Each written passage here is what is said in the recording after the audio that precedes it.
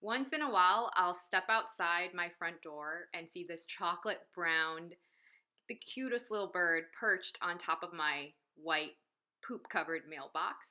And I found out recently that the name of the bird is Black Phoebe, not chocolate brown Phoebe. It's actually brown when it's young and turns to black as it matures. And it likes low perches like my mailbox because it allows them to scan for insects. I saw one eating a caterpillar one time. Now, you may be wondering, what the heck does the Black Phoebe have to do with empathy?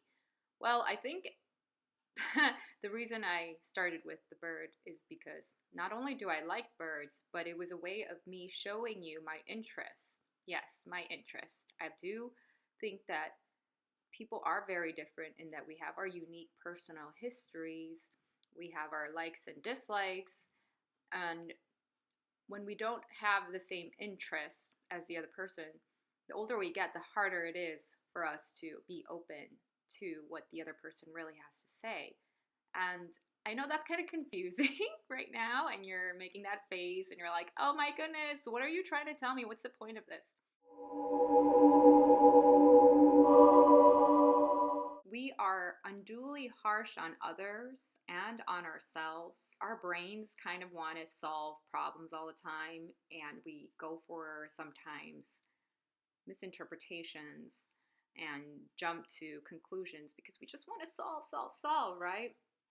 And I guess it's important for me to review that and recognize that each night, that there are judgments and pressures being made on reality by my own mind all the time, and know that I'm not in it alone, that there are other people who feel this kind of pain, who feel worried about the future, or think about the past and how things once were, regretting, feeling guilty about previous actions, or missing the past and not ever being fully engaged in the here and now.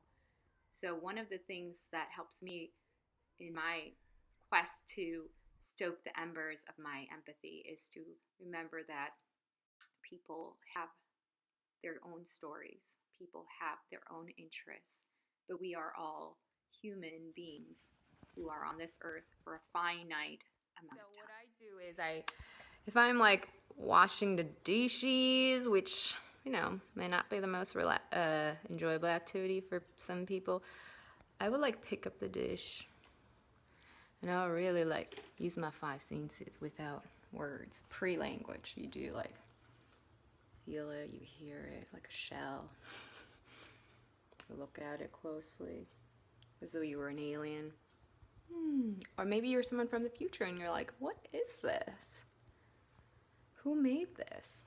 How did it get here? So you remain curious, and curiosity brings you to the present, to whatever you're doing, the task at hand, so that you don't like go around thinking, this is awful, this is boring, I don't think I can do this, judging the task, maybe thinking about the past too, like, oh, I remember like the time that my mom made me do the dishes. God, my mom, she's so annoying. Why she always like, so you start thinking about the past and not really about what you're doing.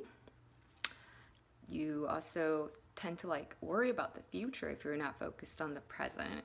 At least I do. I'm like, oh, what do I need to get done? I hope I remember to do this, and I know that I have something scheduled tomorrow. So it's like a good way to just be present and also to appreciate the effort. This is the process of living.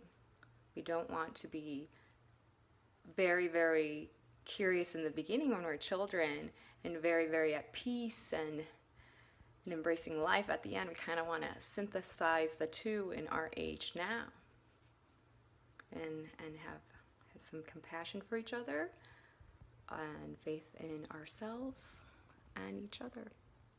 Peace out.